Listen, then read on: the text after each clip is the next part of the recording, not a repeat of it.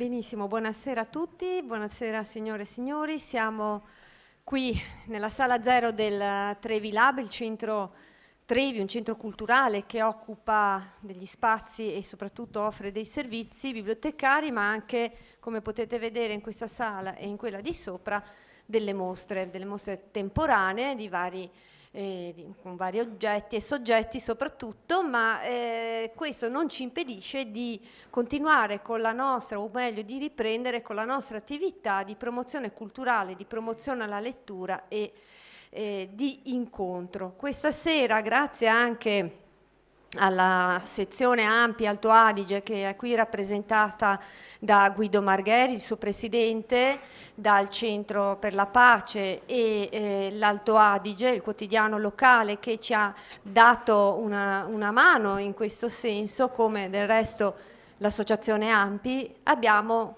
con noi Paolo Berizzi, che presenta il suo nuovo libro, È gradita la camicia nera. Ringrazio il nostro ospite e ringrazio Paolo Mantovan.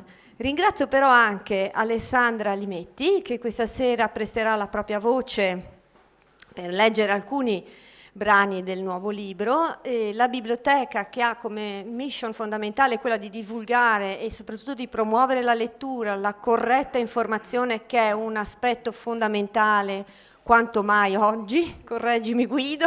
Ecco.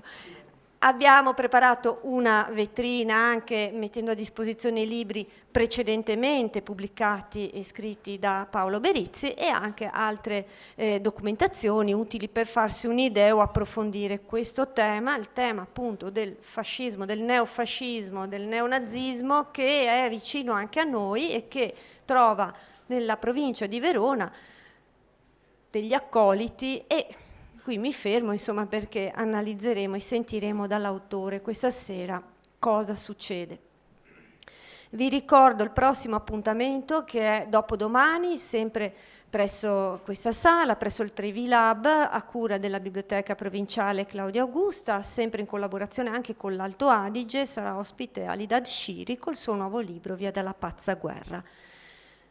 Queste due puntate sono in diretta streaming, quindi abbiamo anche un pubblico in remoto, online, in questo momento collegato con noi, che ci segue, forse faranno anche delle domande da casa, ma soprattutto questo video è possibile rivederlo per tutti noi attraverso i social, il nostro canale YouTube della Biblioteca Provinciale.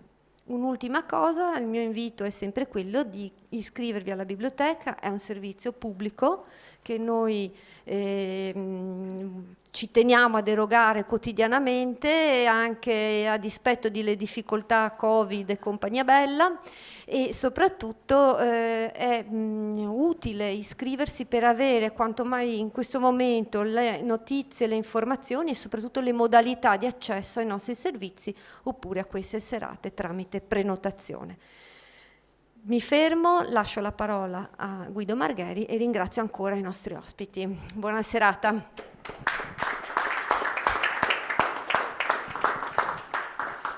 Bene, i ringraziamenti sono già stati fatti, ma credo sia doveroso ringraziare la Biblioteca Provinciale Claudia Augusta e Valeria Trevisan, perché questo evento evidentemente ha potuto farsi grazie alla loro disponibilità.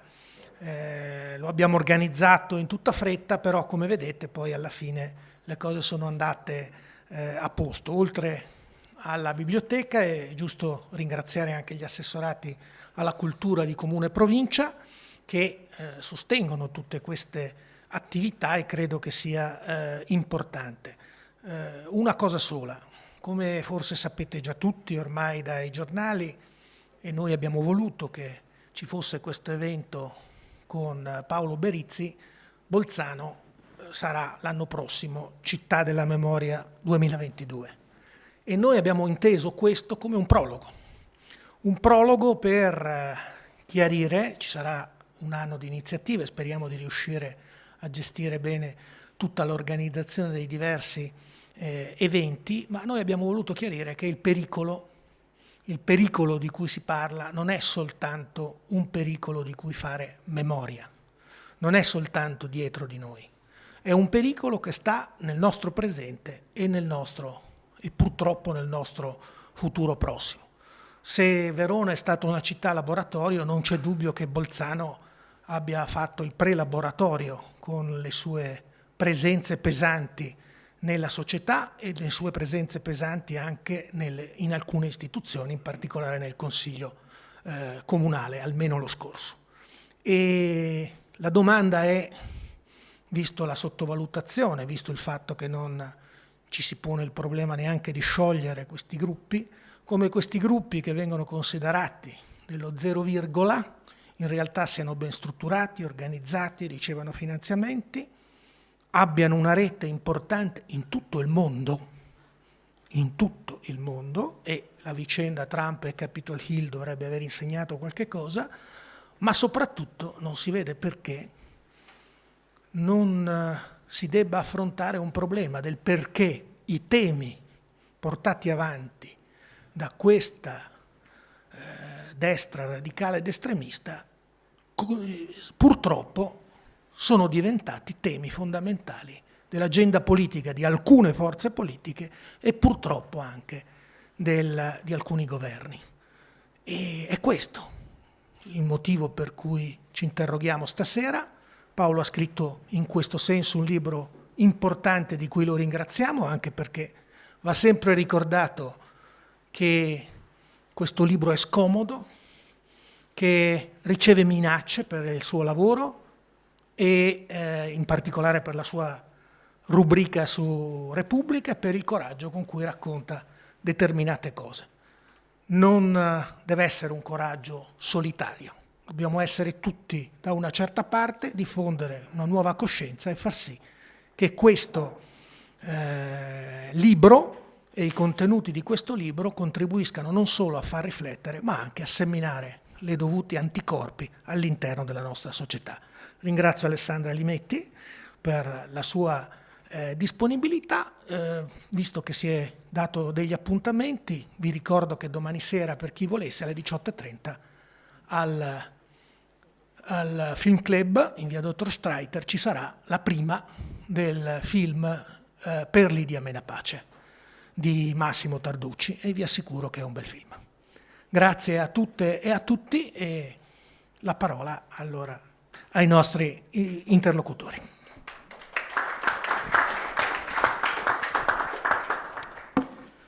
Grazie a Guido Margheri, grazie mille e grazie a Paolo Berizzi, inviato di Repubblica, ma direi anche inviato soprattutto nella galassia nera principalmente ormai, no?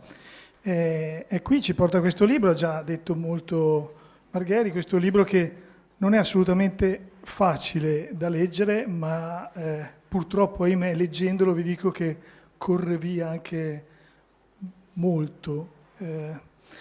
Fa un racconto, una storia d'Italia anche attraverso Verona che, ahimè, si fa leggere molto velocemente e colpisce fortemente, anche se appunto può essere un po' pesante.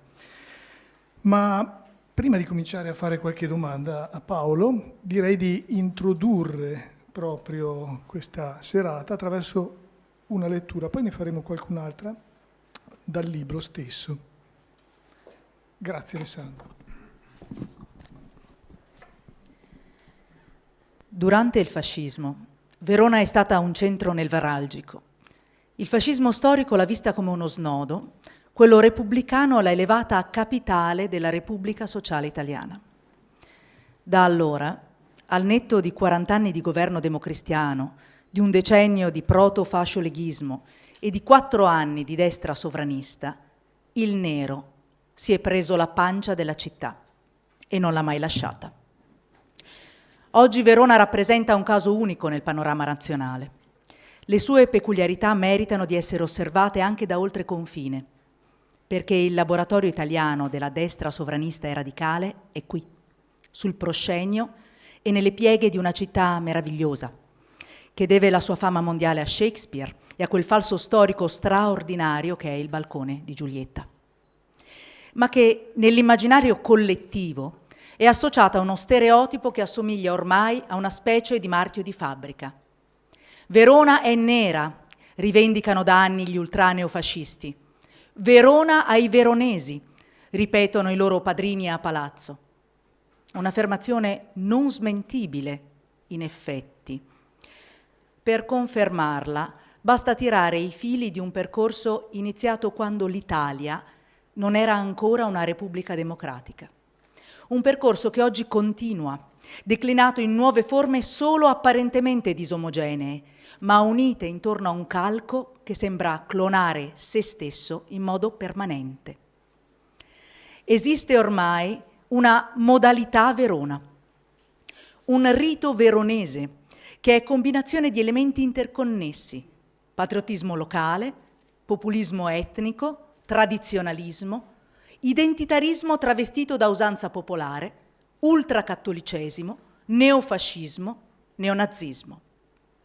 Il risultato è una strana forma di sovranismo provinciale, deformato e intollerante, dai tratti tribali e autoritari. Un'ossessione territoriale che in alcuni settori della politica e della società sfocia in una xenofobia diffusa, per poi trasformarsi in razzismo esplicito. A rappresentare e esibire ufficialmente questo pacchetto di disvalori è una minoranza, certo, ma la singolarità del caso Verona sta proprio nel fatto che la minoranza intercetta un sentimento che travalica il suo perimetro breve e si estende a una più ampia zona grigia. Fasce di popolazione che, sebbene non aderiscano in modo formale a certe campagne e a certi slogan, nemmeno li rifiutano, neppure nelle loro angolazioni più estreme. Di più, di queste pulsioni diventano a loro volta un formidabile catalizzatore. Il risultato, per assurdo, è che la minoranza gioca da protagonista. Assurge a maggioranza ombra e il messaggio che si deposita è il suo. E così nel dibattito pubblico la pancia della città sembra prevalere sul pensiero, il nichilismo sulla ragionevolezza e sulla visione razionale della realtà. Paladini e custodi del rito veronese sono i butei, i bravi ragazzi di Verona, di destra, cattolici, ultra dell'Hellas, refrattari ai cambiamenti, ostili verso tutto ciò che può minare le basi della cultura o subcultura locale, pronti a difendere il territorio, a fare resistenza etnica e a tenere il mondo fuori dalle mura della città. Non c'è mondo per me al di là delle mura di Verona, ma purgatorio, tortura, l'inferno stesso, dice il Romeo di Shakespeare. La deriva veronese è da tempo sotto gli occhi del paese, o almeno di quella parte che non sposta lo sguardo.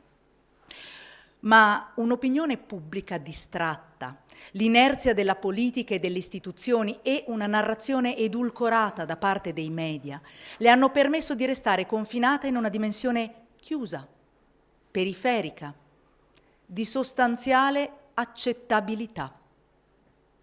Un paradosso, se si tiene conto della progressione reazionaria innescata da una parte della politica locale e dalla serialità delle vicende registrate dalla cronaca. Vicende che hanno contribuito massicciamente e plasticamente a rafforzare quello che molti, per derubricare o minimizzare, considerano solo uno stereotipo. Eppure, come vedremo, quest'etichetta, la Verona nera, non la rifiuta affatto, anzi, ama indossarla come fosse uno smoking. Verona non è più semplicemente la città in fondo a destra, è una città compressa dentro il suo corpo, una città che tiene schiacciata nell'ombra mediaticamente l'altra Verona. La Verona laica e cattolica, ma comunque aperta e progressista, che rifiuta ogni forma di razzismo, così come la macchiettistica definizione di nuova Vandea d'Europa, che le è stata appiccicato da Forza Nuova. Il momento di svuotare il vaso nero di Verona è arrivato. Ciò che esce fuori va mostrato agli occhi dell'Italia e dell'Europa, perché sono storie e questioni che non possono più restare inevase. Insieme ai profili e alle parabole dei loro controversi protagonisti, hanno la forza di interrogarci, di bucare il velo della connivenza, della convenienza, del calcolo, dell'ipocrisia, del benaltrismo e della banalizzazione, di smuovere gli ignavi e svegliare le coscienze. Perché oltre le mura della città e anche dentro c'è un mondo pieno di colori da riscoprire e da rimettere sulla tavolozza della società civile. perché di fronte al mondo la città dell'amore non può essere anche la città dell'odio.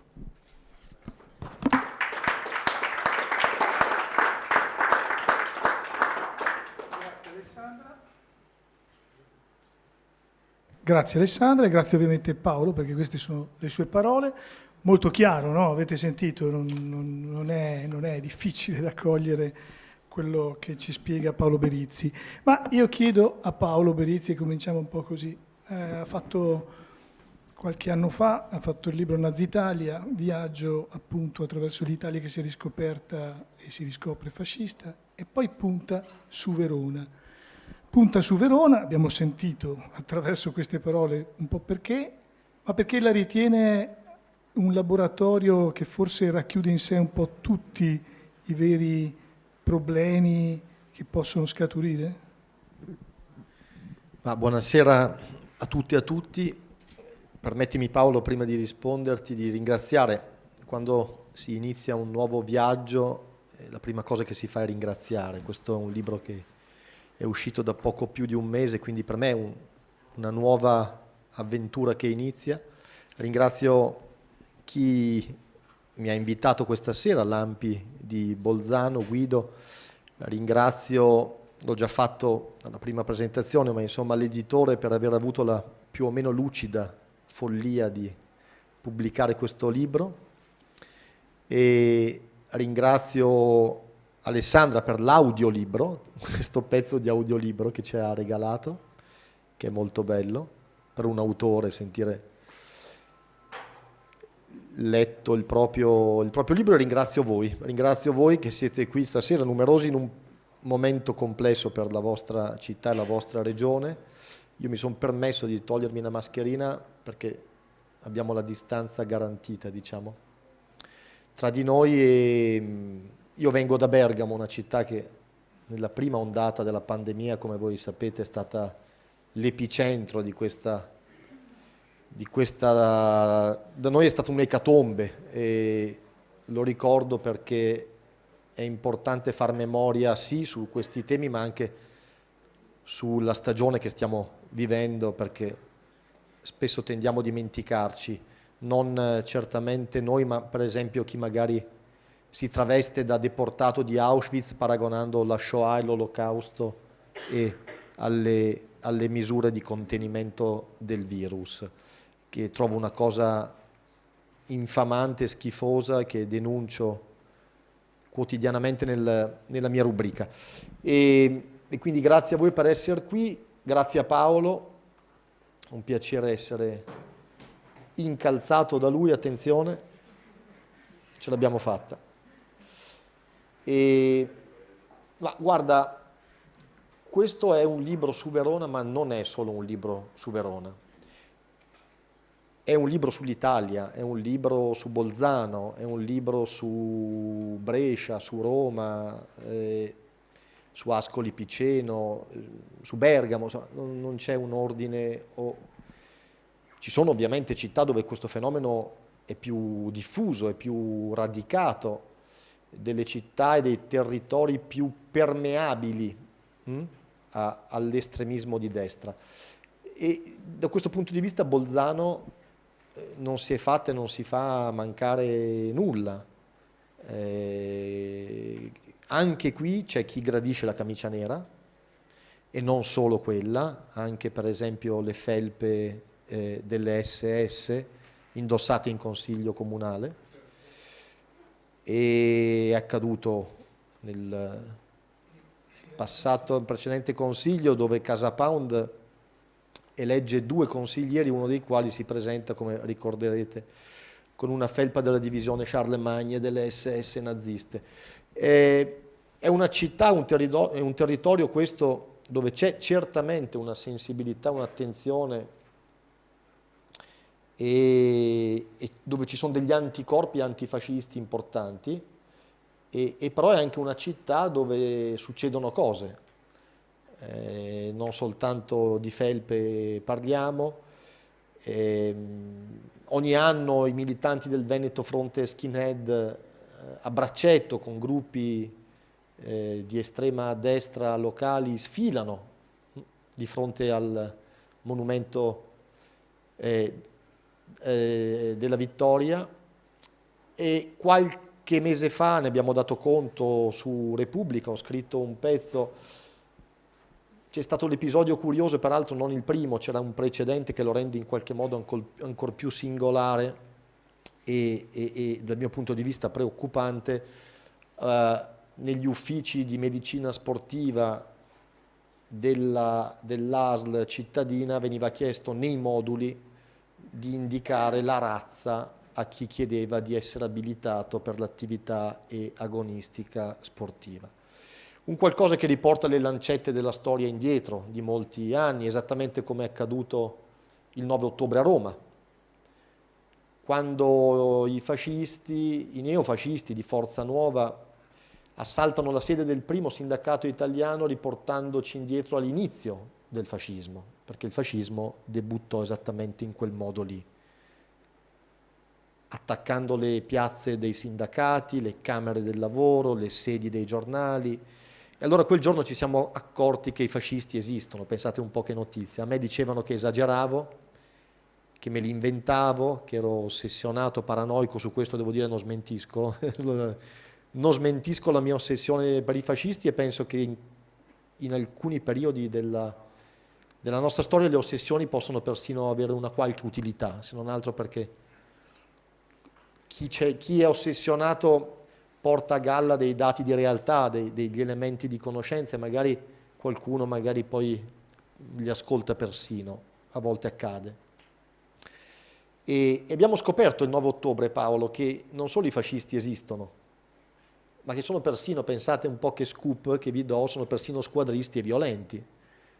L'abbiamo scoperto avevamo bisogno di vedere plasticamente che anche in Italia c'era qualcuno che aveva in animo e ha fatto una Capitol Hill, fatte le debite proporzioni, ma la leva, la matrice, l'idea è stata la stessa, e la sede della CGIL è stata devastata, non è che sono entrati a portare dei mazzi di fiori, no?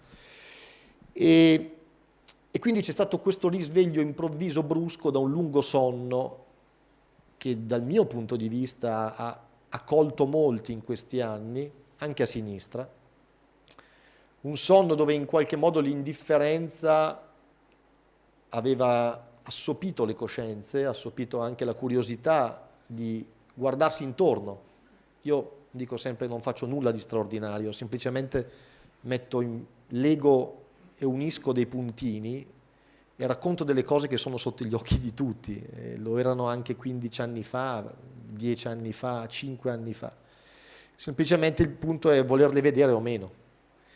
E allora per risponderti, è un libro sull'Italia, che però racconta uno dei cuori neri d'Italia, una delle città dove questo sentimento, queste pulsioni razziste, discriminatorie, fascistoidi o apertamente e palesemente fasciste, batte con più intensità. Cioè il cuore nero di Verona è di fatto uno dei cuori neri d'Italia, e forse quello dove, anzi senza forse, questo fenomeno è più presente. Perché? Perché in quella città, lo avete ascoltato insomma poco fa dalle parole dalla voce di Alessandra, in quella città succede come in nessun altro luogo che tre pezzi di mondo o di società si saldano insieme, si uniscono, c'è una sinergia di sistema tra i gruppi neofascisti, la destra istituzionale o di palazzo, la destra in doppio petto, come diciamo spesso, la destra che governa, la destra che distribuisce incarichi, poltrone, che sceglie chi presiede una società municipalizzata o partecipata del comune, la destra insomma che ha in mano il pallino.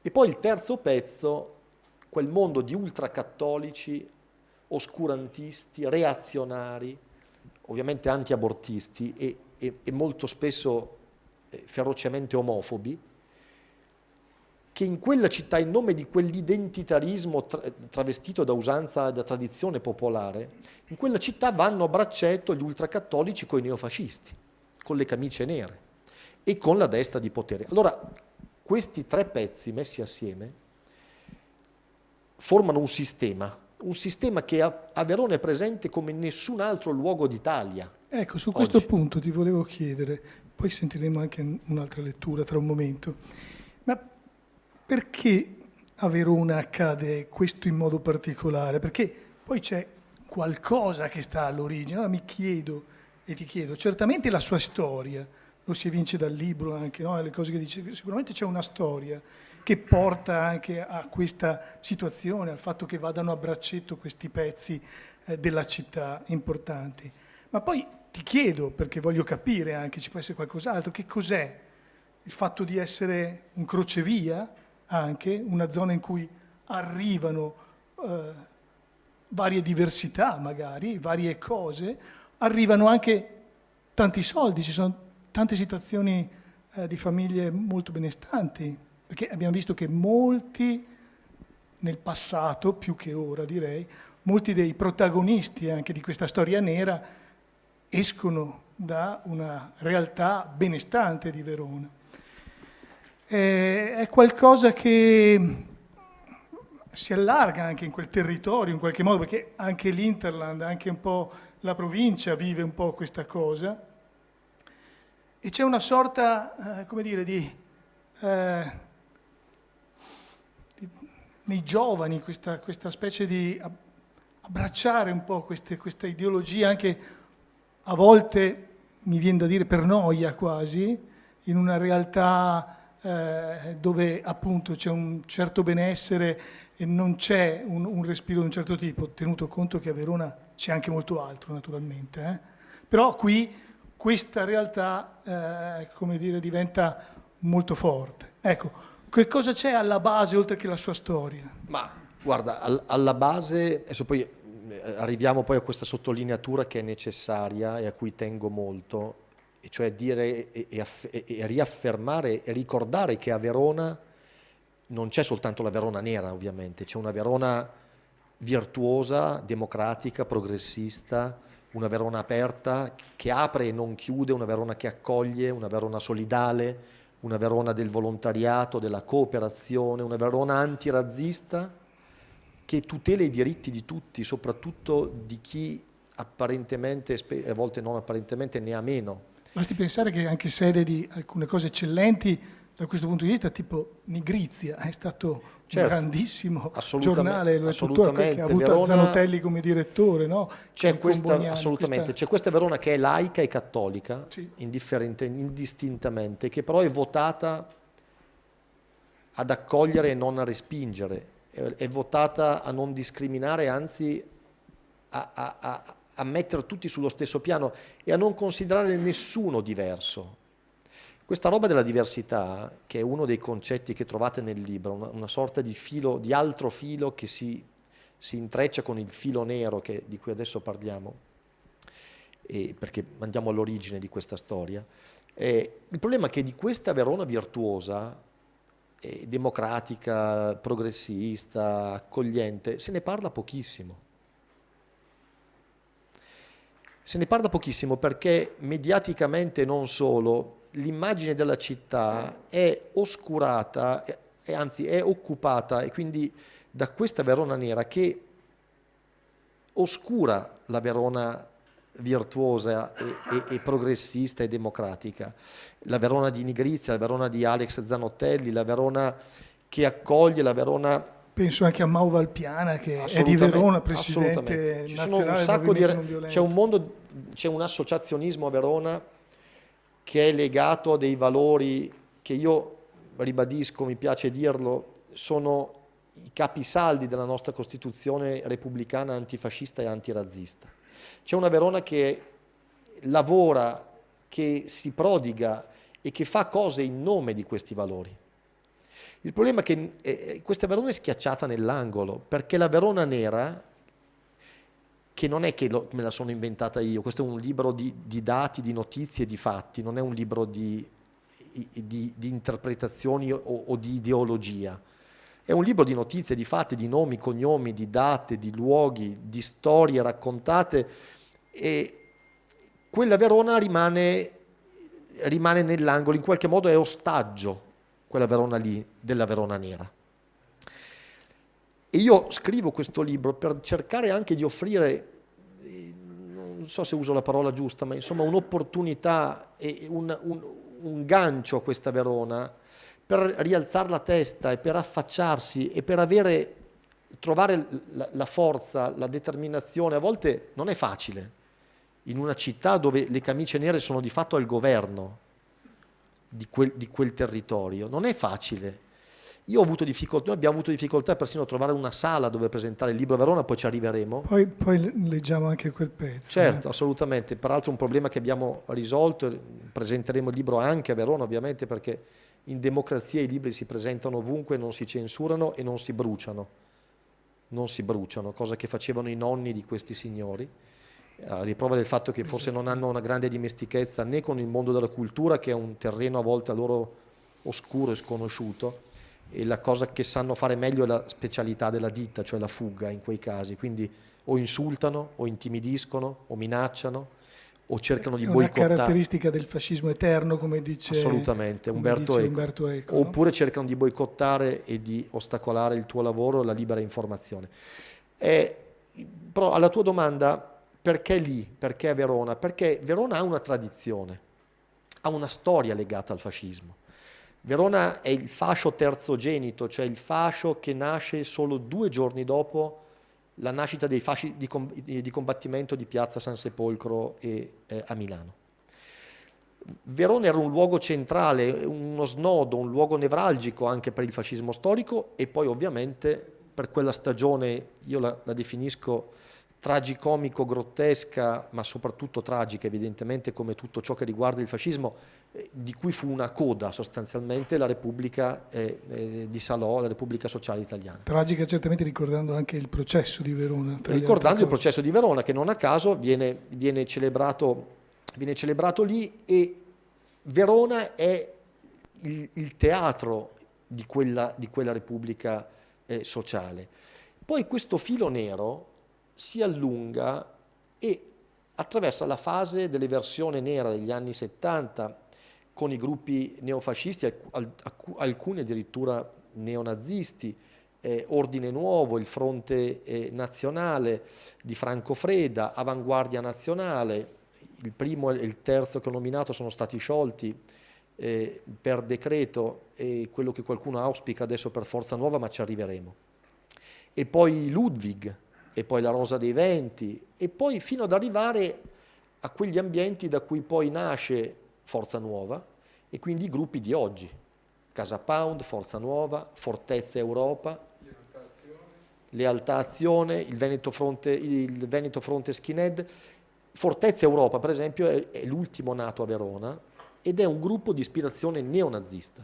Sempre FN. Sempre le 2 consonanti FN, in questo caso FE, ma insomma FN sono le consonanti, le iniziali del Fronte Nazionale di Franco Freda, il professore, come si chiamava, e di Forza Nuova. C'è una contiguità non soltanto ideale e storica, ma proprio a livello di nomi, di personaggi, di individui. Io sono andato a leggermi le carte e tu trovi dei nomi che trovavi nel Fronte Nazionale di Freda e li ritrovi poi nella stagione successiva.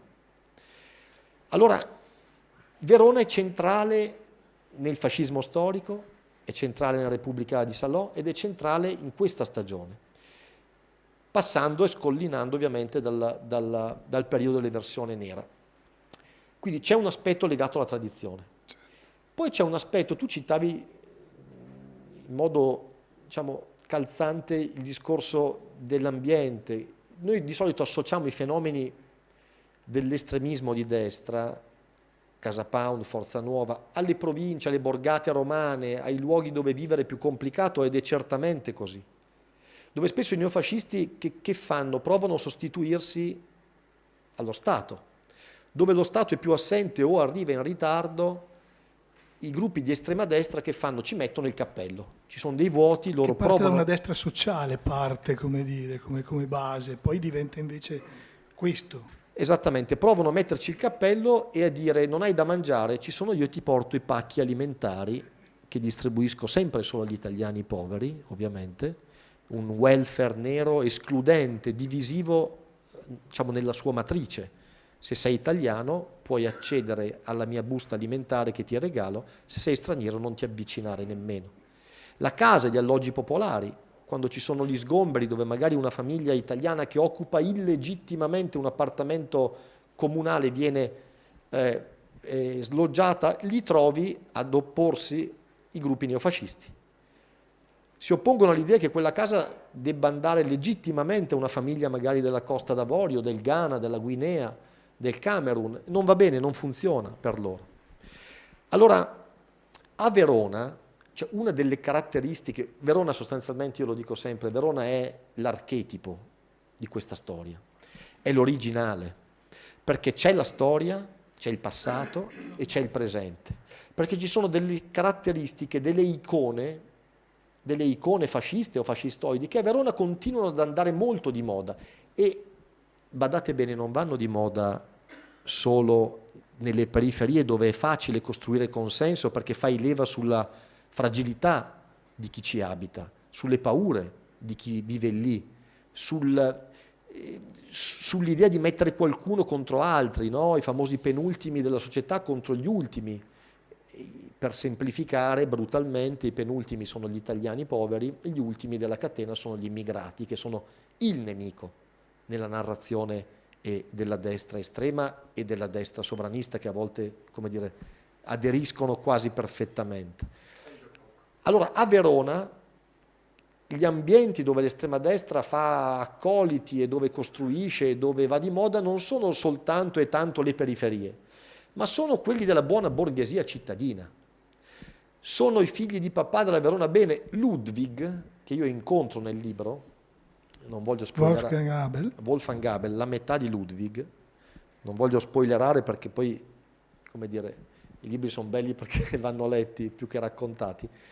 Io incontro Wolfgang Gabel, e Wolfgang Gabel era un buon Butel veronese, cioè ultracattolico, di ultradestra e ultra dell'Hellas Verona, cioè quella curva che esibisce, la vedete qui sopra. Posso dire una cosa che mi ha colpito di quello? Che la prima cosa quando vi incontrate che dice ma cos'è sto Covid?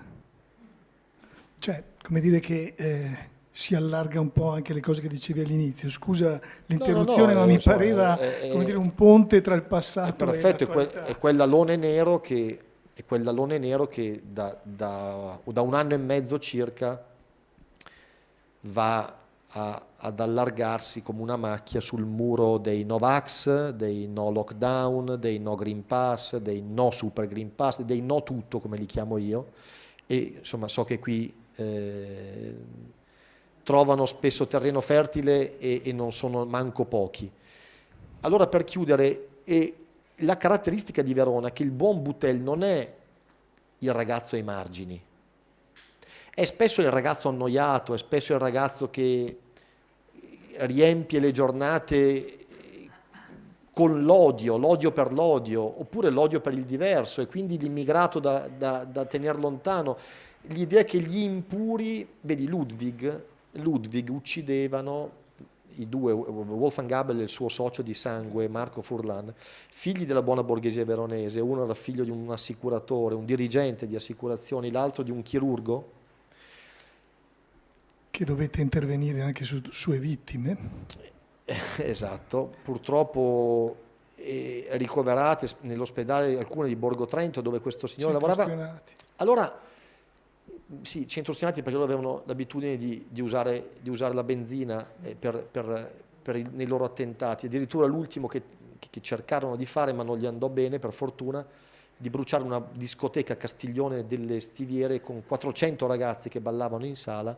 Solo per un miracolo la moquette era inifuga e quindi solo per un miracolo questi due terroristi, perché di questo si è trattato, con i volti travisati dietro delle maschere di carnevale, non riescono a generare un rogo che avrebbe causato la morte di centinaia di ragazzi. Loro uccidevano gli impuri, quelli che loro ritenevano essere impuri, e cioè gli immigrati, le prostitute, i gay, persino i preti scomodi. A Trento vengono appunto e uccidono un prete che era Esatto. al convento dei Venturini, perché lì venivano accolti i preti che avevano avuto qualche problema, erano stati sospesi, Certo. avevano avuto qualche problema magari di carattere morale, diciamo, I no? preti impuri, i presunti viziosi. Queste sono le vittime di Ludwig, che quindi alla base di Ludwig c'è ovviamente l'ideologia nazista. Le rivendicazioni degli attentati erano tutti accompagnati da svastiche, simboli runici, eccetera. Loro uccidono e prendono di mira il diverso. Il diverso che a Verona continua ad essere preso di mira, perché nel 2008 a Verona, nel centro storico, viene ucciso un ragazzo che si chiama Nicola Tommasoli, che viene ucciso perché porta i capelli lunghi. Codino. Ehi Codino, dammi una sigaretta, gli chiedono. Codino non offre la sigaretta, che chiaramente era un pretesto per sprigionare l'odio. Codino aveva l'unica colpa di avere i capelli raccolti in un codino e di non rappresentare, diciamo, le icone estetiche simboliche del buon Boutel, che porta invece i capelli rasati, all'epoca i bomber.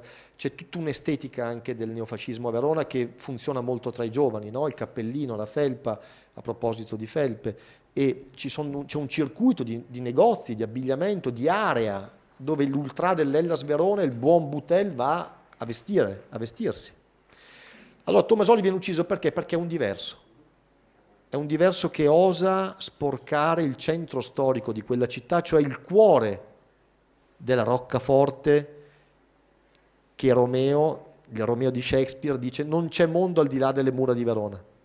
Questa è la frase mantra del buon Boutel veronese, che non considera l'esistenza di un mondo, di mondi fuori dalle mura. E che cosa fa? Diventa il guardiano delle mura, diventa colui il quale difende, protegge quella roccaforte da chi? Dai diversi. Tommasoli viene ucciso a calci e pugni perché è un diverso. Chi lo uccide sono 5 butei veronesi, casualmente tutti e 5 ultra dell'Hellas. 2 sono iscritti e militanti di Forza Nuova e 1 è iscritto a Blocco Studentesco, che è l'organizzazione, la costola giovanile di Casa Pound.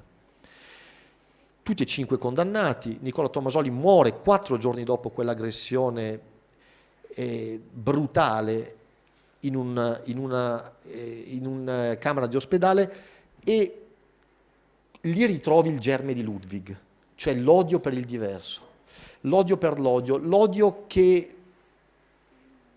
identitario, dove tu ti ergi. Non a caso io parlo di un patriottismo locale, no? O di un nazionalismo provinciale, che è una cacofonia, perché Verona non è una nazione, è una città manco grande, però la Verona nera vive questo identitarismo spinto all'ennesima potenza come una sorta di bolla, e dentro quella bolla chi si permette di entrarci viene punito. Questa è la storia. Allora, questa mentalità perversa, malata, violenta, fascista, li attecchisce anche e soprattutto negli ambienti della buona borghesia, dove la pancia è piena, dove non ci sono tendenzialmente grandi difficoltà né abitative, né di salari, né di posti di lavoro. Gli skei, lavorare. E però quella cosa ha sempre trovato terreno fertile nella buona borghesia di Verona. Quindi la camicia nera a Verona non soltanto è gradita ai gruppi neofascisti, ma è gradita anche ai ceti produttivi, al mondo delle professioni, è gradita a quei partiti sovranisti, la dico tranciante per capirci, che in questi anni hanno sdoganato il mondo del neofascismo, prendendo a prestito i loro slogan, condividendo battaglie, manifestazioni, convegni, offrendo sponde, patrocini. Ci sono collegamenti tra il palazzo e i picchiatori della curva, ci sono collegamenti tra le camicie nere e quelli che invece vestono in doppio petto in comune. Questa è la Verona che racconto, e gli aspetti più forti, più preoccupanti sono proprio questi, cioè l'accettazione e lo sdoganamento da parte di un mondo che dovrebbe avere più strumenti, in teoria, per capire che quella roba lì è una roba pericolosa, e soprattutto che non si riproduce perché c'è la fame, non si riproduce perché hai gli immigrati, il campo rom, in Piazza Bra non ci sono campi rom, No. non ci sono roulotte di zingari, non ci sono... E allora questa roba mi ha colpito perché lì non hai nemmeno l'alibi del disagio sociale. Sentiamo come ti ha accolto la città, un po' anche attraverso questa lettura, quando sei andato lì per Nazitalia, se non sbaglio. Il giorno è il 26 giugno 2019, l'orario fissato 20:45. Dopo quasi un mese di polemiche, proteste, ostruzionismo dichiarato, tentativi di boicottaggio, minacce di morte, assordanti silenzi da parte delle istituzioni, di scontro politico, è finalmente arrivato il giorno della presentazione del mio libro Nazitalia a Verona. Dove? In Sala Lucchi, uno spazio comunale a poche decine di metri dai tornelli dello stadio Bentegodi, il tempio pagano dell'Hellas, che a Verona è più di una condizione dell'anima. Lo stadio è l'officina dove gli ultra, a partire dagli anni 70, hanno costruito la loro identità, saldata a doppio stampo con la città. Il luogo dove si è formata la piaga neofascista che da 45 anni caratterizza la tifoseria calcistica più oltranzista d'Italia. Quando fissiamo la data e inizia a girare la voce che avremmo organizzato un dibattito per parlare di Nazitalia, la Verona Nera insorge. A dare la stura alla campagna intimidatoria via social è Forza Nuova. Il leader Luca Castellini suona la carica. È un crescendo di provocazioni dove, è tutto surreale, vengo dipinto dall'estrema destra veronese come un disturbatore, un provocatore, una zecca, un terrorista, un comunista che viene a infagare Verona e i veronesi. Odio puro, odio squadrista. Quell'odio prende forma man mano che passano i giorni e si avvicina la data dell'evento. Ricevo, li denuncerò ai carabinieri e alla Digos, decine di messaggi di insulti e minacce. Quando va bene sono un infame, altrimenti un uomo morto. Il 10 giugno, nella doppia veste di capo politico e capo ultra, Castellini è il primo a rivolgersi al sindaco Sbuarina. Apprendo ora che il giornalista comunista Paolo Berizzi vorrebbe presentare la sua più famosa farsa editoriale a Verona il prossimo 26 giugno, addirittura sotto lo stadio Bentegodi, cuore pulsante di Verona Calcio e Verona Città. Invito nell'immediato l'amministrazione comunale, nella persona del sindaco Sbuarina, a non concedere né l'adiacente Sala Lucchi né altre sale pubbliche a chi viene appositamente per infangare il nome della nostra città. Sono sicuro che Verona e i veronesi sapranno levare gli scudi e respingere questa deliberata e inaccettabile provocazione e per questo già da ora personalmente, attraverso il movimento che rappresento, Forza Nuova, annuncio l'adesione a qualsiasi forma di mobilitazione spontanea di piazza atta a bloccare e a impedire anche fisicamente questa infame sfida alla nostra città. Sono le 8:30 di sera del 26 giugno. La scorta mi dice che per motivi di sicurezza è meglio se arriviamo in sala appena sotto l'orario. Mi sforzo di governare l'ansia che a quel punto inizia a bussare. Percorriamo le strade che dal centro portano verso il Bentegodi. 4 semafori, 2 vialoni e arriviamo a Piazzale Olimpia. Vedo da lontano il corpaccione della Sala Lucchi. È una scatola di cemento proprio di fronte allo stadio. Ecco i blindati e le auto di polizia, i carabinieri, i reparti mobili, gli agenti in tenuta antisommossa. Decine di agenti.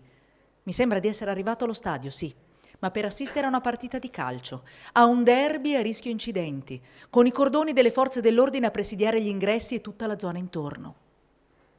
Esce la notizia che hanno annunciato la loro presenza contro i nazistelli da stadio anche i centri sociali del nord-est. Mentre in auto ci avviciniamo all'ingresso carrabile della Sala Lucchi, mi assale un senso di imbarazzo.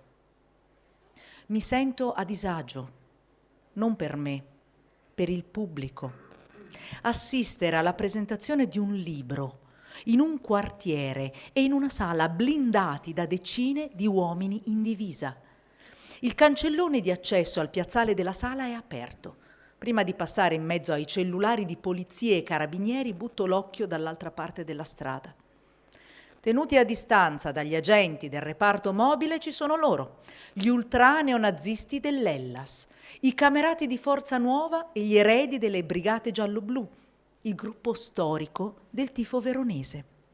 Sono un centinaio. L'avevano detto e l'hanno fatto. Sono venuti a vigilare, a difendere il territorio dal nemico che ha osato disonorare e infangare Verona. Presidiano. Sono quasi tutti in bermuda e maglietta, pieni di tatuaggi, tante teste rasate. Scandiscono cori provocatori e distendono verso l'alto il braccio destro e il dito indice nel cosiddetto saluto di Augusto, manus ad indicem, che si vede nella celebre statua dell'Augusto di Prima Porta ai Musei Vaticani. Un escamotage, per non incappare nelle eventuali grane giudiziarie del più diffuso e classico saluto fascista, braccio a mano tesa. Raggiunto l'ingresso laterale, scendo dall'auto e mi infilo nell'edificio. Sala Lucchi è gremita da centinaia di persone, molte delle quali in piedi. Quando io e gli altri ospiti della presentazione entriamo, la Verona democratica e antifascista inizia a intonare Bella ciao. Le parole della canzone simbolo della resistenza scacciano via l'ansia e la tensione che avevo accumulato. La gente canta, batte le mani, è come una festa, una scena emozionante e liberatoria che scalda il cuore. La migliore risposta all'odio e alle intimidazioni di quelli che ringhiano là fuori, la più gioiosa. Beh, un bel finale in questo caso, no? Un bel finale nonostante, insomma, le nubi che si profilavano. Però, ecco, questo è un punto importante, secondo me, da sottolineare, questa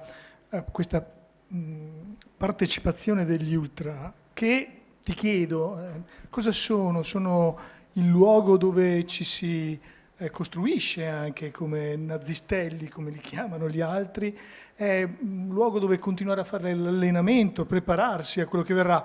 Ora, qui parliamo degli ultra del Verona, che sono insomma ben riconosciuti a livello nazionale, però ce ne sono anche altri, penso semplicemente a quelli della Lazio, sono famosissimi, c'è stata una vicenda recentissima anche del falconiere che è stato poi sospeso, che ha fatto insomma gesto fascista verso tutta la curva, che l'ha osannato peraltro. Ecco, mentre la sigla dell'Hellas Verona viene usata come saluto doppia H a Hitler, no? Sì, o la squadra a forma di svastica, per dirla con Luca Castellini, capo ultra del Verona, dirigente di Forza Nuova e tra i denunciati per l'assalto squadrista del 9 ottobre alla CGIL di Roma. La squadra a forma di svastica, la squadra che inizia con HH, che è Hellas Verona, ma che è anche Heil Hitler, la squadra che ha una curva che celebra se stessa ad una festa dove lo stesso Castellini dice: questa festa l'ha pagata Adolf Hitler. E noi siamo la squadra a forma di svastica e quindi fantastica, e l'allenatore chi è? Rudolf S. C'è tutta questa mitologia che ammicca e inneggia a delle persone, Rudolf S., Erich Priebke, Himmler, lo stesso Hitler, che la dicono lunga, insomma, non ci sarebbe nemmeno bisogno di spiegarla. Ma tu mi chiedevi cos'è la curva. La curva è a Verona e in altri luoghi. Verona non è l'unica curva nera d'Italia, ce ne sono molte altre, una l'hai nominata tu, quella della Lazio, ma ci sono decine di curve che sono in mano da anni a gruppi di estrema destra e che sono controllate da quei gruppi lì. Che cos'è una curva nera? È laboratorio, è palestra, è palcoscenico, è serbatoio dove questi gruppi, Forza Nuova, Casa Pound, le Altazione, Veneto Fronte Skinhead, vanno a pescare la manovalanza. La manovalanza che diventa militanza all'occorrenza, perché lo abbiamo visto appunto nelle piazze no Vax, no Green Pass, all'occorrenza l'ultra esce dalla curva e te lo ritrovi in piazza a far casino, a fare scontri contro la polizia e i carabinieri. Perché? Perché viene utilizzato da queste formazioni di ultradestra per scopi politici. Allora la curva è un luogo dove si fa politica e dove, al di là, come vedete, di esibire questi simboli, la curva del Verona è una curva dove negli anni 90 gli ultraneofascisti esibirono penzolante un manichino che rappresentava un giocatore Ferrier dalla pelle scura che l'Hellas Verona aveva acquistato ma che i tifosi non volevano, i tifosi gli ultra della curva, perché poi non è che tutti i tifosi dell'Hellas ovviamente sono quella roba lì, ma gli ultra della curva non gradivano questo giocatore perché aveva la pelle scura. E allora appendono questo manichino penzolante, chi lo appende ha il volto travisato da dei cappucci bianchi usati dai militanti, dai membri del Ku Klux Klan, e il manichino è accompagnato da uno striscione con la scritta in dialetto veronese: il negro non lo vogliamo, fate di pulire lo stadio. La storia finisce bene per i tifosi, per gli ultra del Verona, male per la civiltà e per la democrazia e per un paese che nasce e si basa su una carta, la Costituzione, che è antifascista e antirazzista. Finisce che l'Hellas Verona rinuncia all'acquisto di Ferrier, dando ragione quindi alla violenza razzista e suprematista di quella curva. Questa è la curva del Verona. Ed è da lì che si rafforzano anche, no? Poi c'è Loro si rafforzano. la pancia anche della città, poi, no? Che diventa anche prona in fondo a questa violenza. Sì, c'è innanzitutto due cose. La prima, l'ambiente stadio a Verona è sempre stato funzionale non solo alla narrazione di questi gruppi, ma anche alla politica in doppio petto. I politici della destra veronese, i sindaci, penso a Flavio Tosi, che è stato il primo a portare i fascisti dentro il palazzo. Bossi diceva, ve lo ricordate, quando la Lega era ancora più o meno un partito, se non antifascista, insomma, ho qualche difficoltà a definirlo così, ma insomma la prima Lega era un partito che coi fascisti non ci si alleava. Dice vabbè, ma erano al governo con Alleanza Nazionale, Berlusconi con orgoglio ha rivendicato di essere stato il primo a portare i post fascisti in Parlamento, no? La primogenitura di fatto è stata sua. Poi dopo quell'operazione lì è stata compiuta, si è completata con la Lega Salviniana e poi con Fratelli d'Italia, che di fatto, su cui poi magari torniamo dopo. Ma stavano dicendo della curva? Del fatto che la narrazione di questi gruppi, ma utile la curva anche alla politica.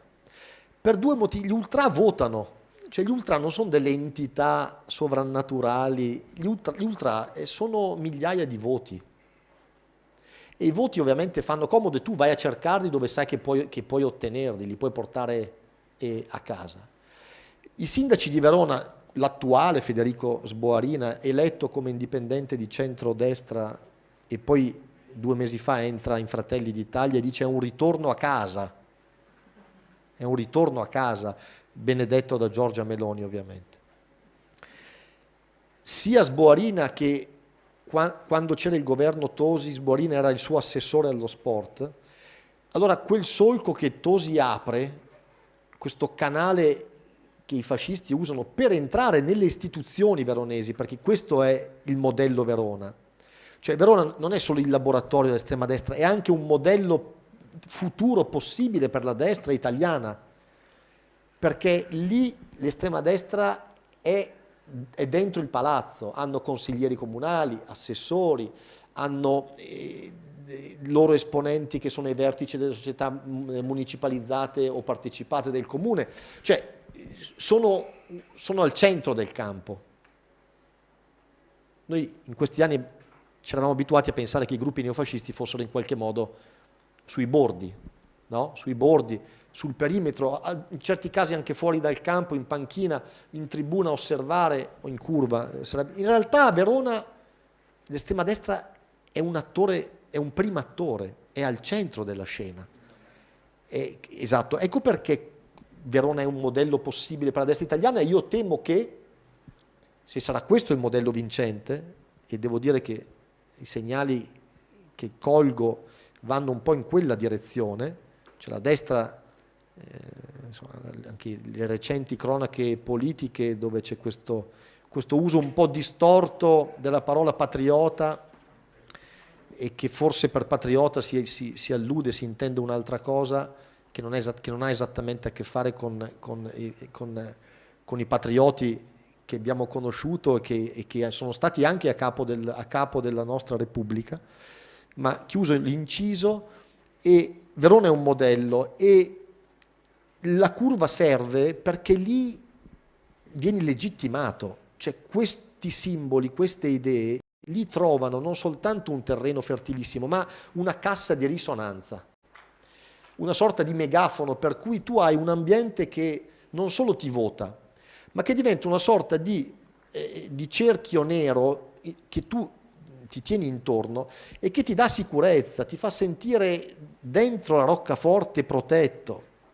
Quindi la curva, che poi tu dicevi trova linfa vitale, sì, trova anche di fatto l'azione della magistratura, che scioglie le brigate giallo-blu, gruppo storico della curva sud dello stadio Bentegodi, li scioglie, ma poi quella storia non finisce, è una storia che come un fiume carsico rispunta, e rispunta anche, come sentivamo poco fa, 2 anni fa, alla presentazione di Nazi Italia. Dico solo 2 parole, noi scegliamo di aprire il libro con questo racconto perché di fatto è stata una cosa anche lì unica, anche quello è stato un archetipo. Io non ho mai avuto difficoltà a presentare, me ne hanno fatte tutti i colori, hanno messo striscioni, mi hanno minacciato, ma non ho mai avuto, il mio libro non è mai diventato un problema di ordine pubblico in una città. A Verona 2 anni fa Nazi Italia diventa un problema di ordine pubblico. Questi gruppi, le camicie nere, mi minacciano per 1 mese, minacce di morte. Eri un diverso che entrava a Verona. Ero un diverso che entrava a Verona e che non doveva entrare perché infangavo il buon nome della città, e quindi zecca, rossa, terrorista, comunista, insomma tutto questo delirio, questo impasto di ignoranza e di odio. Vengo minacciato di morte, minacce rivolte anche ai miei familiari per 1 mese di fila, nel silenzio totale delle istituzioni. Il sindaco di Verona, Federico Sborina, non batte un colpo di fronte alle minacce di quelli che lui riceve di fatto in comune. L'uomo più vicino al sindaco Sborina si chiama Umberto Formosa, ex ultra dell'Hellas, da Spato, soprannominato il picchiatore. È quello che gestisce l'agenda e l'ufficio e il cerimoniale per il sindaco di Verona. Piccolo dettaglio, queste altre storie trovate nel libro. Allora, in quella sala ci sono anche altri amici del sindaco che vengono citati. Ci sono molti altri amici. Ma comunque non spoileriamo troppo. Non spoileriamo. In quella sala, fuori da quella sala, succede quello che io non avevo mai assistito in una carriera che ormai purtroppo non è più cortissima, inizia a diventare lunga. E questi signori, cioè questa curva, si presentano in 150 fuori dalla sala, blindate, in un quartiere blindato, non in una sala. Cioè il quartiere dello stadio, dove c'era la sala dove presentammo, era blindato da più di 150-200 tra poliziotti e carabinieri in assetto antisommossa, cioè una cosa imbarazzante per l'autore e anche per il pubblico, che poi si risponde in modo straordinario. Quella Verona democratica, progressista, antirazzista risponde, dà una risposta forte alle camicie nere, che però si presentano, presidiano il territorio, marcano il territorio esattamente come fanno i gruppi mafiosi, e fanno il saluto di Augusto e scandiscono cori contro di me, il mio libro, a riprova di cosa? A riprova del fatto che quella è una roccaforte che tu non puoi violare. Se lo fai, loro ti si scatenano contro, e i loro padrini alla meglio tacciono, alla peggio dicono che hanno ragione loro. Questo è lo scenario e questa è la cornice.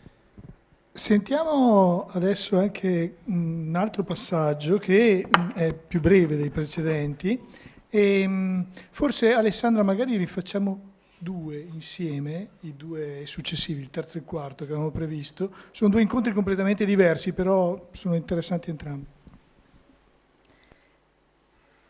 Parto, alla luce bianchissima di un'alba di marzo, 2 ore di viaggio e un'immagine in testa, la sua faccia.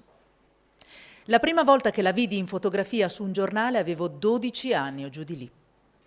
Ricordo che mi sembrò identica a quella di un ragazzo che conoscevo. Adesso quel volto mi scorre davanti, si scosta, appare e scompare in dissolvenza mentre lo sguardo ancora assonnato scivola sul New Jersey dell'autostrada, a 4. L'ho ripassato più volte in rete ieri notte. Ho googlato per scorgere i cambiamenti, le pieghe. È come prendere una rincorsa prima del salto, che sarebbe il momento in cui devi provare a leggere il linguaggio del corpo. Decido di portarmi avanti anche per questo, per ridurre al minimo il rischio che il suo tempo e le sue abitudini neutralizzino i tentativi di incontrarlo e di parlarci. Non so a che ora esce, non so che cosa faccia né se esista un momento migliore di altri, ma voglio sia lui il primo tassello da incastrare nel mosaico di questo viaggio nel nero. Un viaggio scandito da tempi disordinati e misure asimmetriche, gli scatti improvvisi, la pazienza delle attese, fili da tirare, storie da riconnettere.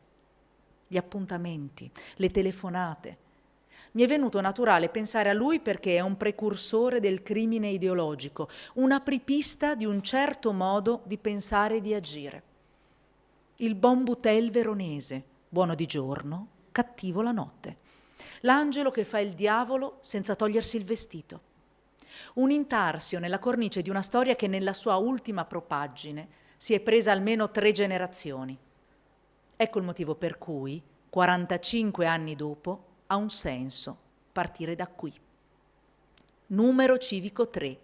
L'ho appuntato su un foglietto. È quello che avevo e che almeno 2 persone della zona mi hanno confermato. Sul citofono il nome è scritto a penna, Abel, in corsivo. Leggermente estinto dal tempo, forse l'inchiostro ha già fatto un secondo passaggio. Penso sia stata una scelta anche averlo lasciato senza nascondere o abbreviare.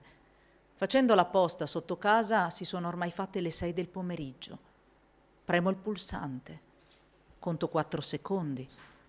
Dal fondo del viale, non passa attraverso il citofono, sale una voce stentorea. Chi è?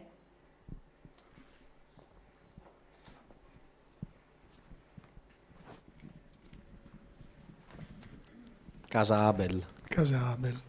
E quindi parliamo di Ludwig, metà di Ludwig. Sa cosa c'era là sotto? No. Venga, le faccio vedere. L'ex palazzo dell'Ina in centro a Verona è un elegante edificio anni 30. Marmi, legno, curvature, volumi generosi. L'atrio è ampio e da lì partono 2 scale. Fuori, corso Porta Nuova, brulica di vita e di traffico. Fino all'ingresso in piazza Branvia vai di auto, taxi, scooter, lo struscio davanti ai negozi, studenti, lavoratori. Il corpaccione dell'arena spunta dietro i portoni. A 83 anni Guido Papalia sorride di quella che appare a tutti gli effetti un'ironia del destino. Dove mai poteva abitare il magistrato che a metà anni 90 smantellò il fronte nazionale del neonazista Franco Freda, se non nel palazzo che durante l'occupazione tedesca era la sede del più ramificato organismo dell'apparato poliziesco al servizio di Hitler e della sua violenza? Prima di salire in casa e raggiungere lo studio, una stanza inondata di luce piena di libri e carte, scendiamo nelle cantine dell'edificio. Qui sotto i nazisti, tra il 1943 e il 1945, il biennio di Salò, interrogavano e torturavano avversari politici ed ebrei, mi riconta Papalia. Verona era la base italiana dell'RSHA, Reichssicherheitshauptamt, Direzione Generale per la Sicurezza del Reich, che controllava e gestiva gli organi di repressione del Terzo Reich. Oggi, al piano interrato del Palazzo Ina, ci sono le cantine, i ripostigli delle famiglie che abitano il condominio. Fa effetto pensare a quando, da qua sotto, si alzavano le grida dei prigionieri prima di essere deportati, o a quando il generale delle SS Wilhelm Harster, lo racconta Sara Berger nel libro I signori del terrore, dalle finestre lanciava uno sguardo sul corso e impartiva ordine ai suoi sottoposti Friedrich Bosshammer e Theodor Dannecker, i responsabili in Italia della caccia agli ebrei. Chissà se Franco Freda, già ideologo di ordine nuovo, oggi ottantenne, sa che il suo più grande inquisitore, l'uomo che fermò i suoi deliri razzisti ed eversivi, abita in questo luogo simbolico, entrato negli archivi e nei libri di storia. Grazie Alessandra. Quindi prima abbiamo sentito il tuo primo incontro, cioè il tuo incontro con Wolfgang Abel, e poi dopo invece con Guido Pappalia, due storie completamente diverse l'una dall'altra. Una persona, Abel, che nasce e viene da un mondo appunto benestante, ma anche di Verona, e invece Pappalia che arriva dal sud dopo aver lottato contro la mafia da magistrato e riesce a smantellare invece l'organizzazione neofasciste veronesi. Ecco, due incontri che quindi ci fanno vedere anche cosa ha vissuto questa città e che ci fa vedere anche questo aspetto un po' forte con Abel e quindi con Ludwig, anche di questa, con la vicenda di Ludwig, anche questo aspetto della violenza che viene esercitata anche in modo quasi estetico, con il bisogno di avere dei simboli, come avviene. Cioè, ricorda qualcosa anche di Arancia Meccanica, no? Un pochino la vicenda Ludwig. Questa necessità di fare pulizia anche attraverso la violenza. Ecco, su questo punto tu dici che tu hai voluto proprio cominciare da lì, volevi che fosse il primo tassello di questo mosaico che stavi preparando su questo nuovo capitolo del Nero. Perché volevi che fosse il primo tassello? Perché nell'immaginario collettivo la storia di Ludwig, anche per chi non ha ancora i capelli grigi, ma insomma ha letto, magari si è documentato su questa stagione, questi anni bui della nostra storia, è stato un fenomeno non soltanto italiano. Ludwig sparge il suo sangue anche all'estero, no? E quindi nell'immaginario collettivo Ludwig, a cui peraltro alcuni gruppi neofascisti anche negli stadi negli anni 90-80 inneggiavano nella curva di Verona, si inneggiava anche alla banda della Uno bianca, e anche lì i fili con le ideologie di estrema destra c'erano tutti, erano fili spessi. Nell'immaginario collettivo Ludwig rappresenta anche lì, diciamo, un'origine, no? L'origine dell'odio, lo dicevamo prima, per il diverso. La violenza, l'odio, la violenza diventa bisogno, l'odio diventa bisogno. La matrice di tutti i fascismi è sempre stata la violenza, la sopraffazione, i diritti calpestati, le libertà calpestate o compresse. È curioso che oggi quelli che gridano alla dittatura sanitaria siano gli stessi che hanno nostalgia della dittatura che c'è stata realmente. Questo è uno dei tanti paradossi. Vedete, la stagione dei Novax, dei no Green Pass, dei no tutto, è una stagione fatta di paradossi che gridano. Questo è uno, ce ne sono anche altri. Mi viene da pensare che i negazionisti del virus sono anche i negazionisti della storia, no? Sono quelli che dicono che l'olocausto non è mai esistito, che le camere a gas sono un'invenzione chissà di chi. Negano la scienza come negavano la storia, negano l'efficacia del vaccino o del Green Pass, così come negano di essere stati gli artefici e gli esecutori della strage neofascista di Bologna. Allora, ci sono io non riesco a chiamarle stranezze, sono proprio delle cose che gridano che gridano allo scandalo, e Ludwig è un po' l'incipit di questa storia, no? Quindi mi interessava andare a collocare questo primo tassello nel mosaico del viaggio che ho fatto, andare a incontrare questa persona, andare a capire, vedere chi è, cosa fa, cosa pensa oggi. E l'incontro è molto interessante, l'ho letto, alcuni di voi avranno già letto probabilmente il libro, lo sapranno, ma è molto interessante, perché non vorrei che poi ne parlassimo fin troppo quasi. E invece ti devo dire, ecco, per Ludwig, che parlano di Dio, Ludwig, però un Dio un po' pagano, Poi però c'è questo cambiamento sul quale non siamo ancora arrivati, ma che è il tassello importante a proposito dei tasselli, che è quello dell'ultracattolicesimo, che ha la sua apoteosi 2 anni fa con il Congresso Mondiale delle Famiglie a Verona, un momento in cui, insomma, anche per riallacciarmi al fatto che era entrato nel palazzo già un certo mondo, ha entrato anche quel palazzo lì, perché Fontana, che allora era ministro della famiglia, ma prima era stato vice sindaco a Verona, è il principale sponsor di tutta questa vicenda, è il primo testimonial di tutto questo congresso. Non solo, però il congresso poi mondiale delle famiglie a Verona si muove anche ben oltre ciò che significa per Verona, perché al di là di quello che si è visto in quei giorni è un attacco abbastanza diretto a Papa Francesco, a metterlo in difficoltà sulla questione aborto e non solo. Quindi c'è un'attività fortissima e molto pesante e si intreccia e si connette con gli altri mondi di cui parlavamo. Ma non è casuale che questo congresso internazionale della famiglia sia stato ospitato a Verona, in grande stile peraltro, in pompa magna, perché va in scena nel Palazzo della Gran Guardia, in Piazza Bra, quindi il palazzo dove storicamente, che rappresenta insieme all'Arena, l'Arena è uno dei templi, in qualche modo, dico che ci sono due luoghi simbolo a Verona che in questa storia diventano luoghi iconici. Uno è l'Arena, dove Verona celebra la sua tradizione, la sua storia culturale nel mondo. Verona è una città che viene visitata ogni anno da 3 milioni di visitatori.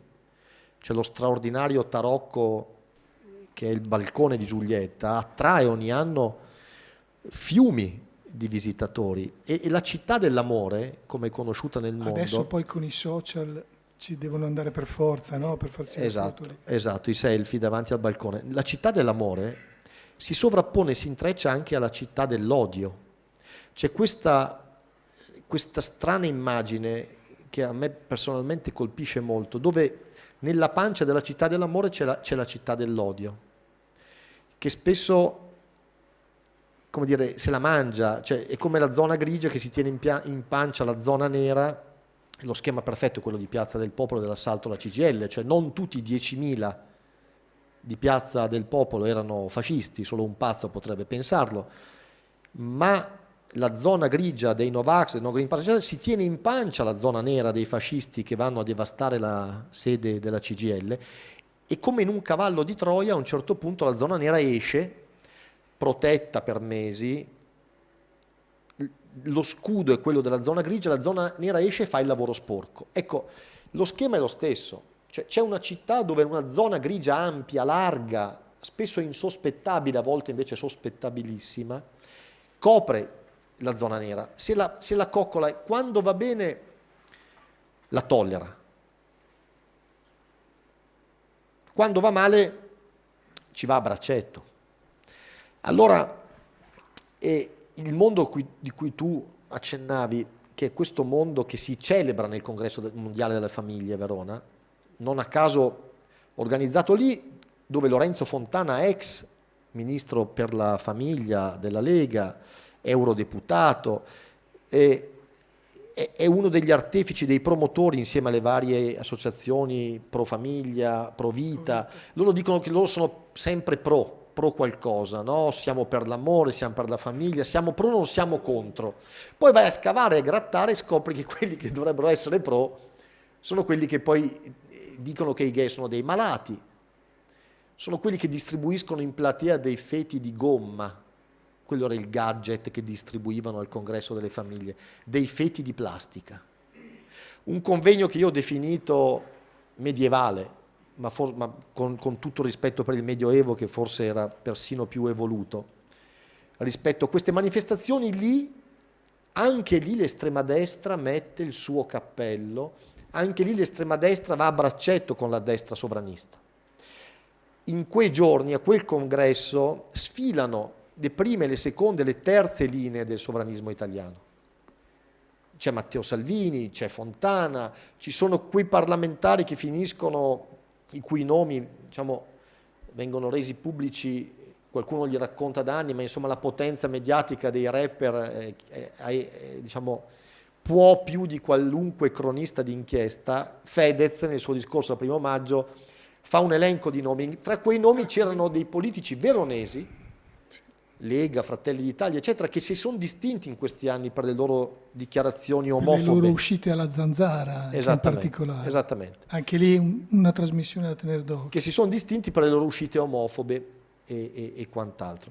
Allora, questo mondo, che è il mondo che celebra le Pasque veronesi, cioè tutta quella resistenza che Verona fa contro le truppe napoleoniche, che poi hanno la meglio il 25 aprile a Verona, non è una data non è una festa il 25 aprile Verona. Cioè Verona è una città che il 25 aprile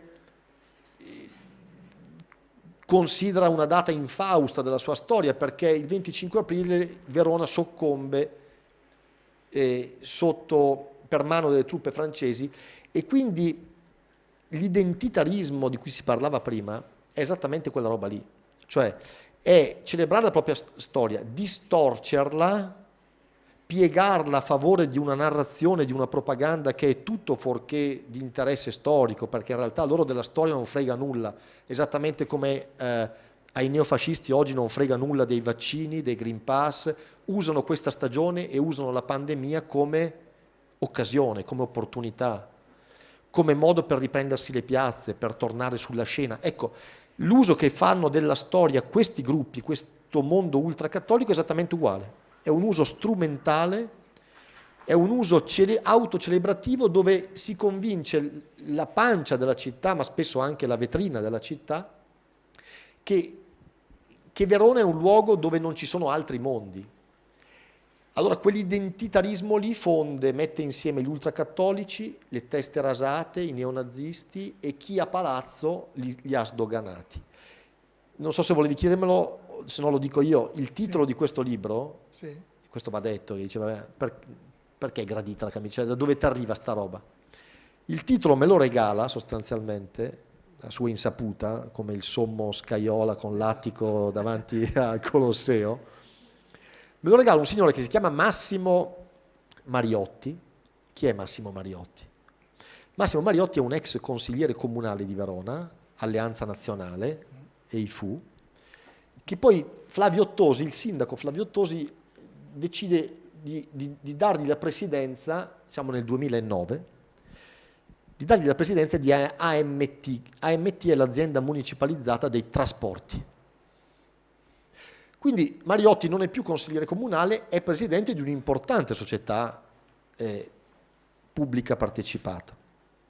Che cosa fa? Pensate che colpo di genio che ha questo Mariotti.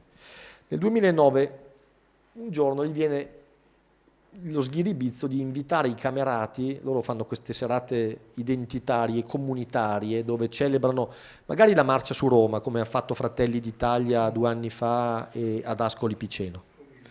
Una cena per 70 persone, dove erano presenti tra gli altri quello che diventerà il futuro presidente della regione Marche, Francesco Acquaroli, pupillo di Giorgia Meloni, e un altro signore che si chiama Luigi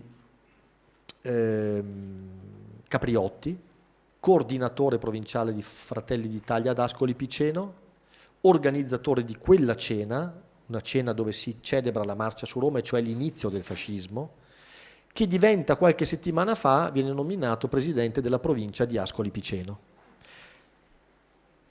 Una cena dove si celebra l'inizio del fascismo, organizzata da un partito che si candida a governare l'Italia. Non poterono smentire perché pubblicai su Repubblica le foto di quella cena con i partecipanti. Sul menù della cena, come tutte le cene che si rispettano, c'era un menù dove avevano indicate le portate, primo, secondo, antipasto, c'era la scritta 28 ottobre 1922, una data indelebile della storia d'Italia.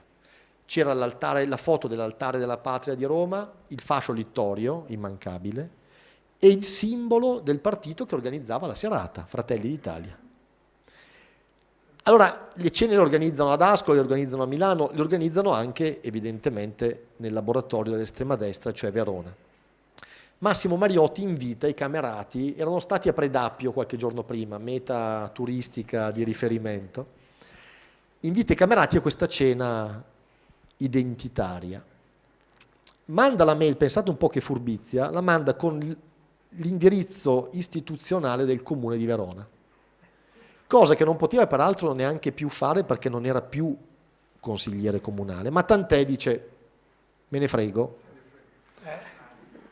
citazione dotta e calzante, scrive sotto l'invito, scrive dress code è gradita la camicia nera. Polemiche, attacchi, critiche, chiedono a Tosi ma tu come fai a aver nominato, persino Tosi prende le distanze da questo Mariotti. Siamo nel 2009, la storia non è finita, manca un pezzo brevissimo telegrafico, passano 12 anni, siamo nel 2021, dice dov'è Mariotti, dove sarà? Ai giardinetti con i nipoti a leggere un libro sulla storia di Goebbels? Sarà sul lago di Garda a veleggiare? A Bolzano a fare trekking? No.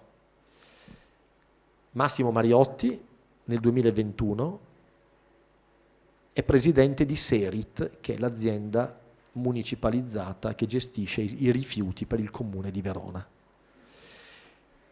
Questo a prova del fatto che la camicia nera a Verona non solo va di moda, ma paga, rende, è molto di tendenza e magari se ti va bene puoi anche diventare presidente di una municipalizzata. Paolo, sentiamo l'ultimo pezzetto e poi veniamo a noi. Spritz e braccia tese, vecchie e nuove amicizie. Legami nati in strada e in curva allo stadio e poi rinsaldati sugli scranni delle istituzioni cittadine. Rapporti e intrecci che resistono all'imbarazzo, alle polemiche, alle interpellanze, alle inchieste giudiziarie e figurarsi a quelle giornalistiche. Questo è il milieu della destra a Verona, un mondo che ha persino smesso di essere un fiume carsico, perché non si inabissa più. Verona, famosa nel mondo per la bellezza del suo centro storico, è diventata una capitale politica della destra sovranista. Lo è diventata come una costruzione fatta di piccoli mattoni posti l'uno sull'altro con una progressione, i cui tempi, a volte, sono sfuggiti anche agli osservatori più attenti. Ecco perché ha un senso ed è utile classificare e rimettere in ordine questi passaggi, ricordare i mattoni, contestualizzarli e osservarne le linee. Ecco, grazie ad Alessandra Limetti per queste letture. Chiuderei proprio partendo da qui, è un'ultima domanda e poi chiudiamo perché l'ora si sta facendo lunga. Per dire quindi, questo libro lo intendi, l'abbiamo sentito stasera, Verona ma Italia, Verona ma Bolzano, Verona ma insomma paradigma, ahimè, per questa parte, per una storia nera. Diventa quindi un libro di resistenza questo e di memoria anche. Ma diventa secondo me un libro per tenere i radar ben alzati, ben azionati. Noi per troppi anni abbiamo sottovalutato questo fenomeno. L'abbiamo minimizzato, l'abbiamo banalizzato, abbiamo girato la faccia dall'altra parte, non tutti ma insomma molti, opinione pubblica, mezzi di informazione, politica, magistratura, associazionismo di massa. C'è stata una distrazione ampia rispetto a questo mondo. I neofascisti sono tornati sulla scena perché li abbiamo sottovalutati e sottovalutandoli li abbiamo normalizzati. C'è un problema che si chiama normalizzazione. Abbiamo normalizzato il fascismo storico, di cui sempre più persone dicono ma insomma ha fatto anche cose buone, le bonifiche, le pensioni, e abbiamo normalizzato... C'è il bel libro di Francesco Filippi, per fortuna, Trentino, che smaschera le fake news sul fascismo e su quanto il fascismo avrebbe fatto di buono. In realtà il fascismo non ha fatto nulla di buono, ha devastato un paese precipitandolo in una guerra sanguinaria e che ha portato al peggior genocidio nella storia dell'uomo e alla persecuzione di milioni di ebrei italiani, se vogliamo stare nel nostro paese, e abbiamo normalizzato senza accorgerci anche il neofascismo. Ma sono bravi ragazzi, aiutano i poveri, danno i pacchi di pasta, i pacchi alimentari, la busta della spesa, aiutano i vecchietti. Fanno le foto con il ritratto di Mussolini, è goliardia. È goliardia ed è folklore. Ecco, io i teorici della goliardia e del folklore li ho conosciuti, li conosco molto bene. Sono quelli che dicono che l'unico, ahimè, scortato, l'unico giornalista sotto scorta in Europa per minacce neofasciste e neonaziste, il sottoscritto, lo dico con una certa dose di tristezza, credo sia anche questo una piccola spia, un indicatore che dice che nel nostro paese, diciamo, il clima non è esattamente dei migliori in questa stagione, perché la capacità intimidatoria di questi gruppi nei confronti di chi fa informazione ha raggiunto livelli da non sottovalutare. Li abbiamo sottovalutati, abbiamo girato la faccia dall'altra parte e gli abbiamo concesso degli spazi. Se tu dai degli spazi, se li prendono. Se li prendono e li hanno usati per ritornare sulla scena. Non gli sembrava vero. C'è stato un lavoro da parte di una certa politica che ha sdoganato questo mondo, l'ha legittimato e gli ha dato delle opportunità anche a livello di incarichi politici. Allora questo libro è sì un libro di resistenza, è un libro di memoria. Io non lavoro sul passato come Francesco Filippi, lavoro sul presente, faccio il cronista e quindi fotografo la realtà. Poi tiro dei fili che, come abbiamo visto, partono da molto lontano e ci portano all'oggi. È un libro... Torni sempre all'oggi, su ogni cosa lo vedo. È un libro che in qualche modo vuol lanciare un allarme, e cioè attenti perché la camicia nera è ancora gradita a molte persone, e attenti perché quel modello Verona può essere un modello nazionale e può diventarlo. E se diventa un modello nazionale, quello dove i neofascisti o i neonazisti sono di fatto nel governo di una città, io penso che la nostra democrazia possa correre dei rischi. Io sono tra quelli, permettimi di dirlo in chiusura, che non pensano che la democrazia, così come la libertà, siano dei beni acquisiti per sempre a prescindere. Sono dei beni preziosissimi che noi dobbiamo custodire, che dobbiamo proteggere ogni giorno e possibilmente anche un po' innaffiare come se fossero delle piante.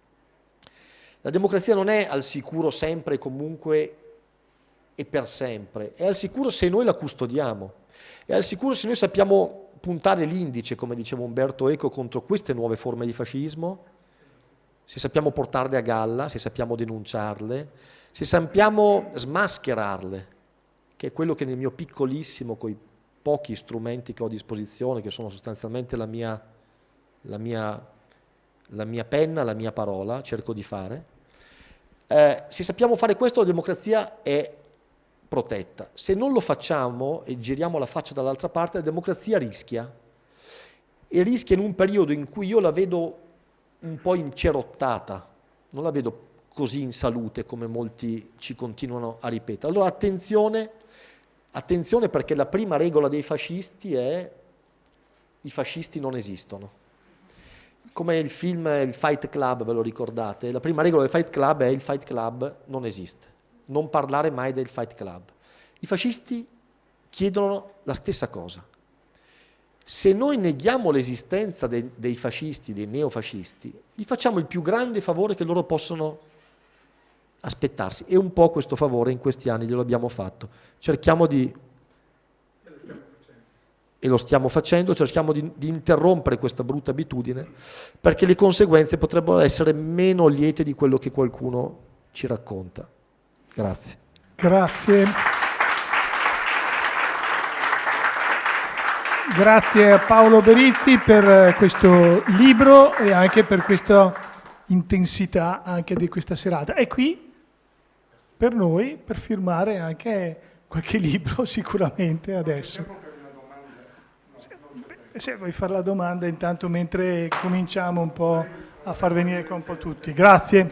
Ancora. Visto questa anestesia totale e generale che abbiamo, mi prendo qui, diciamo, un articolo tratto dal libro di